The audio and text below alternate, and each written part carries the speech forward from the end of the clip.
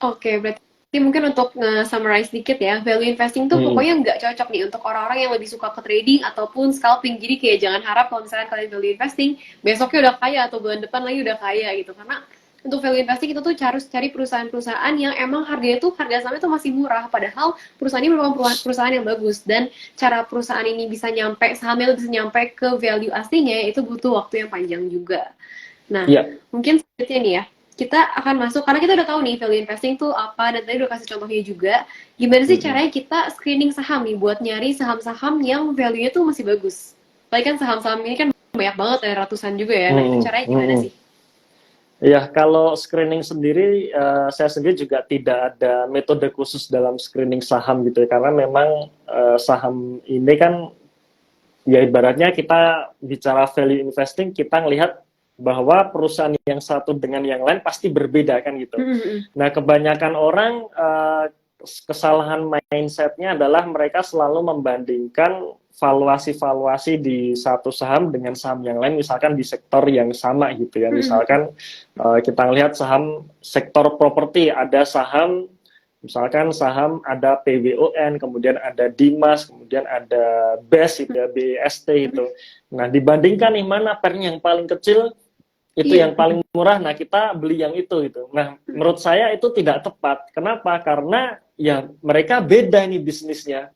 Ya, Pakuan Jati dengan Dimas beda bisnisnya, skalanya berbeda, segmen marketnya berbeda, maka secara wajar ya valuasinya berbeda gitu.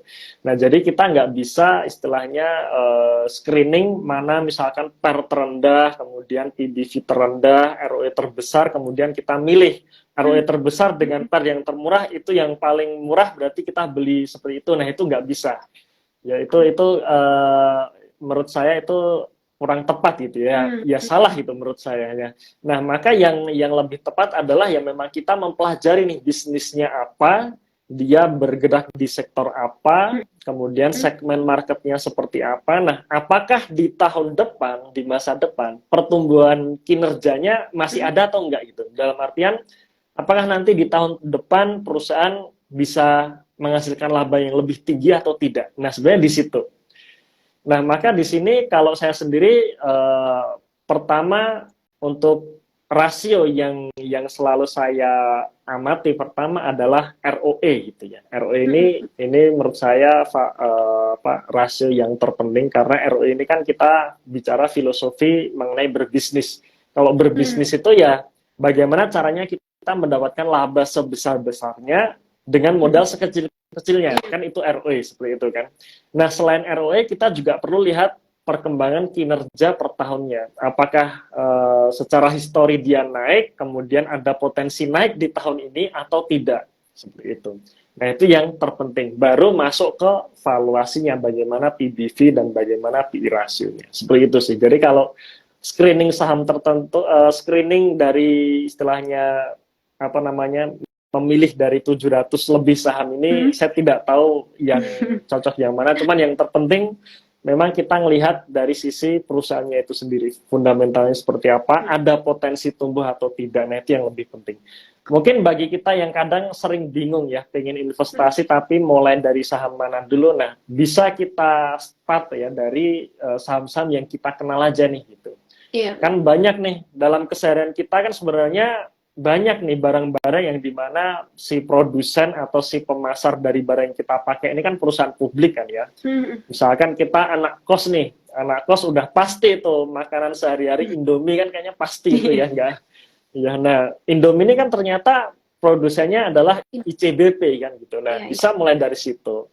Atau misalkan kita sering ke bank gitu, misalkan kita lihat kita sering ada BCA, BRI, nah ini kan juga perusahaan publik ya bisa dimulai dari situ. Jadi dimulai saja dengan saham-saham yang kita familiar gitu dengan produknya, di situ kita bisa mulai, kita bisa analisa kira-kira ini menarik atau enggak. Nah kalau menarik ya sudah beli saja gitu. Dan tidak ada yang namanya best of the best gitu ya, karena kadang seperti ini dari 700 ini saham terbaik apa nih? Wah, ini Susah. berat sekali ini Iya. jawabnya. Berat sekali ini. Jadi nggak ada kalau menurut saya best of the best saham terbaik dari yang terbaik di dalam bursa itu nggak ada. Semua punya karakteristik yang berbeda-beda. Jadi kita istilahnya kita nggak bisa memilih, wah ini sudah bagus nih, coba cari yang lain, itu nanti kelamaan gitu. Ya sudah, kita sudah menemukan ini perusahaan bagus, harganya murah, ya sudah kita beli saja, kemudian kita simpan saja. Itu sih kira-kira Mbak Rahel. Oke, berarti ternyata screening yang selama ini kayak emang kebanyakan tuh justru disuruh belajarnya suruh ngebandingin antara perusahaan yang mirip ya. Selama ini kayak nemu di YouTube dan di platform-platform belajar lainnya tuh baiknya disuruh ngebandingin kayak gitu. Ternyata salah ya. Baru tahu juga nih. Jadi Ya kalau pokoknya saya sendiri kalau saya sendiri kurang tepat gitu. Cuman ya mungkin bagi teman-teman yang lain mungkin ada pandangan yang berbeda, ya saya kurang tahu, ya mungkin mereka memang cocok dengan metode seperti itu, ya oke juga sih. Cuman kalau menurut saya pribadi nggak bisa dibandingkan seperti itu. Iya. Oke, berarti yang paling penting kalau value investing tuh kalian harus kenal dulu ya perusahaannya. Jadi jangan sampai kalian asal pilih aja gitu, nggak tahu isinya, asal murah langsung beli. Tapi kalian harus benar-benar kenal perusahaannya tuh gimana sih kinerjanya dan kedepannya tuh mau gimana supaya kalian juga bisa dapetin untung yang maksimal. Nah, mungkin untuk pertanyaan selanjutnya nih, kan bisa dibilang sekarang Indonesia itu kita merupakan emerging market ya. Emang lebih gampang ya buat kita sebagai warga Indonesia nih, kita mau investasi itu nemuin saham-saham yang undervalue atau perusahaan-perusahaan yang masih murah gitu sahamnya. Untuk di Indonesia ya Mbak ya? Untuk di Indonesia. Di Indonesia saya memang setuju, Kak, di Indonesia ini masih banyak saham undervalue ya dibandingkan luar negeri. Cuman saya sendiri juga tidak terlalu mengamati market luar negeri, jadi saya sendiri juga tidak tahu kondisi bursa di Amerika itu seperti apa. Tapi memang di Indonesia sendiri itu sudah menarik sebenarnya.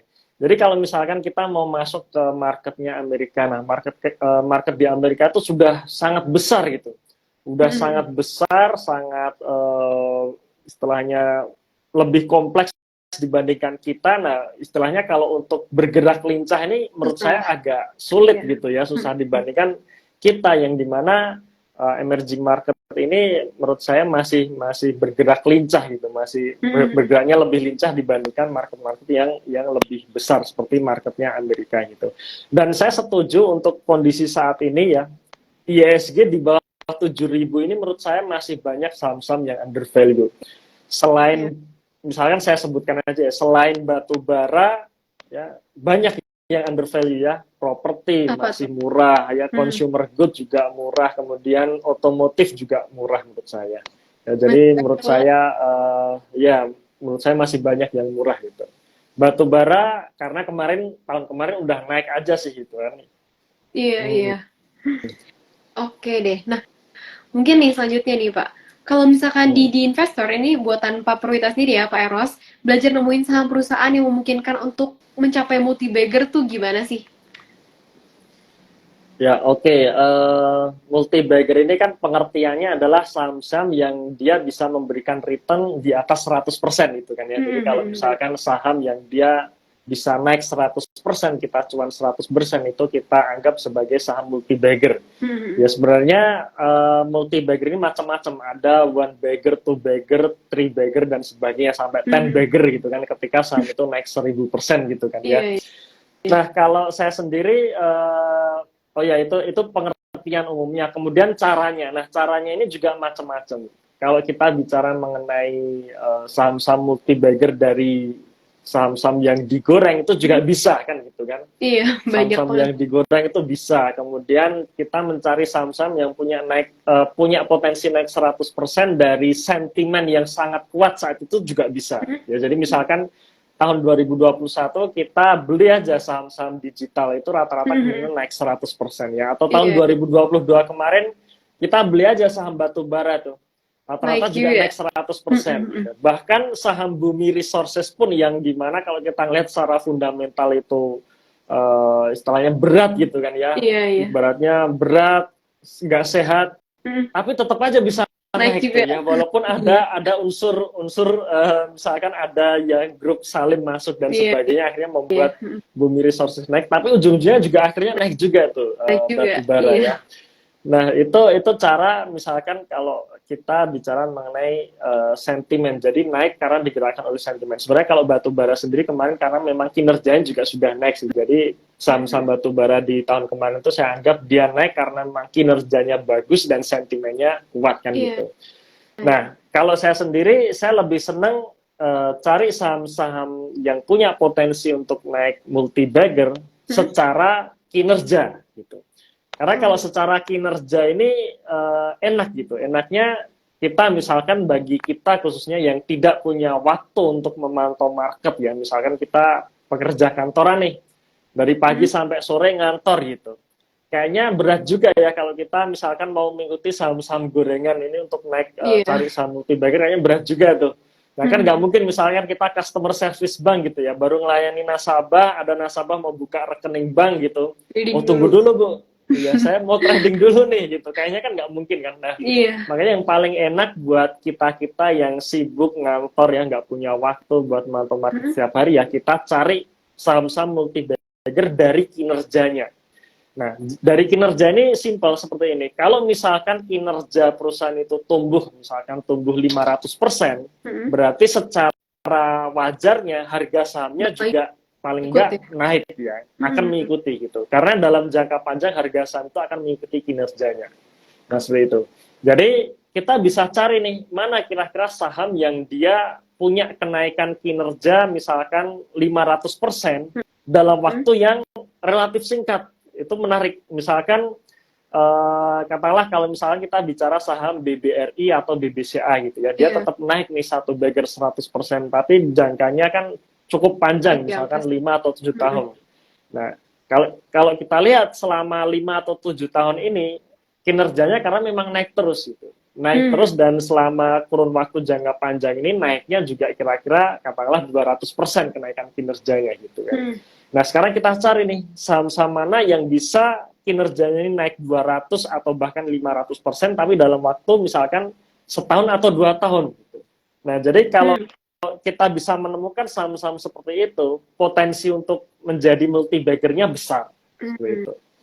Nah, tinggal kita nunggu sentimennya seperti itu. Nah, saya punya rumus ya yang selalu saya share ke teman-teman di investor ini. Iya, apa tuh, Pak? Ketika lompatan kinerja gitu ya, ketika perusahaan ini membuka lompatan kinerja ini berarti labanya misalkan naik 200% atau 300% gitu ya dalam 1 tahun. Kemudian sentimen positif masuk, maka harga saham itu akan meledak gitu. Pasti naik. Nah, akan meledak ya. Lompatan kinerja ditambah dengan sentimen positif, harga saham akan meledak. Nah, kita masuk sebelum dua hal ini ketemu gitu. Nah, permasalahannya kan sentimen ini kan kita nggak tahu nih kapan masuknya. Bisa bulan ini, bulan depan, atau bahkan tahun depan kan kita nggak tahu. Nah, kita bisa start dari kinerjanya dulu nih. Kita cari saham-saham yang punya kinerja sangat bagus ya, sangat melompat gitu. Yang harganya belum naik, yang dimana market ini belum melirik gitu. Nah, kita bisa start dari situ. Contoh yang paling konkret ya, kita lihat saham-saham batu bara itu pada terbang tahun 2022 kemarin. Nah, sebenarnya kenaikan kinerja dari saham-saham batu bara itu sudah terjadi di tahun 2021-nya. Gitu. Jadi tahun 2021 waktu itu kita juga banyak bahas saham-saham batu bara di channel YouTube di Investor tahun 2021 ya. Waktu itu ITMG masih di harga 11 ribuan. Adaro masih di harga 1000-an kan gitu. PTBA masih di harga 2000-an dan sebagainya gitu. Nah, waktu itu kinerjanya udah naik nih. Cuman sentimennya belum masuk. Belum ada.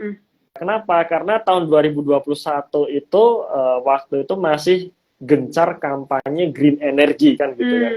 Green energy, batu bara sudah nggak kepake lagi. Ini sudah merusak lingkungan dan sebagainya yang membuat harga sahamnya tertahan nih, nggak mau naik.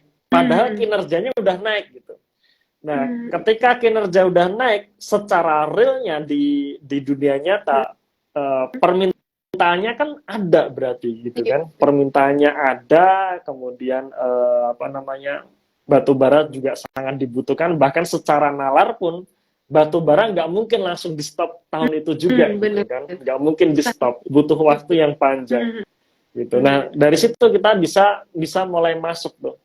Nah, begitu saya ingat betul, begitu bulan September ya, ketika semua negara mengkampanyekan green energy yang membuat para pengusaha ini tidak berinvestasi di sektor batubara, membuat supply-nya ini nggak bertambah kan gitu, membuat supply nggak bertambah, sedangkan demand-nya naik terus nih. Iya. Betul kan, ketika orang-orang sudah tidak lockdown lagi, membuat pergerakan manusia berjalan lagi, dan di situ energi, terutama energi listrik makin dibutuhkan lagi.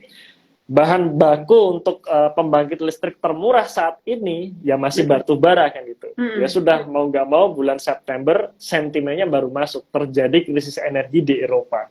Ya sudah, naik semua tuh.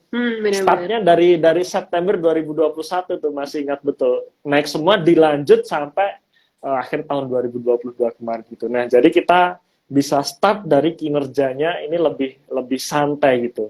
Oh, kinerjanya naik. Oh, sentimennya masih negatif nih. Betul, sentimennya masih negatif nih. Harga saham belum naik, ya sudah, kita collect dulu. Masih murah ya. Kita collect dulu, habis itu ya sudah, kita tinggal tunggu saja sampai sentimen masuk, ya kita nikmati itu cuannya gitu. Nah, kadang yang nggak sabar nih, ini nih, menunggu sentimen masuk ini. Sering lama ya, ditanya, kapan nih Mas terus naiknya nih, katanya kinerja naik, harga saham akan naik, ya ditunggu dulu gitu kan. Nah, kadang orang-orang yang nggak sabar di menunggunya ini gitu, akhirnya ya dia terlewati dah. Akhirnya baru beli batu bara di tahun kemarin kan, ya jadinya telat gitu dibandingkan kalau misalkan kita masuk tahun 2021 kemarin. Kira-kira itu sih Mbak Rahel. Oke deh, mungkin dari aku pertanyaannya segitu aja sih. Dan ini ada beberapa pertanyaan dari teman-teman juga, tapi sayang banget waktunya udah habis. Dan tadi aku lihat beberapa juga pertanyaannya udah sempet kejawab sih.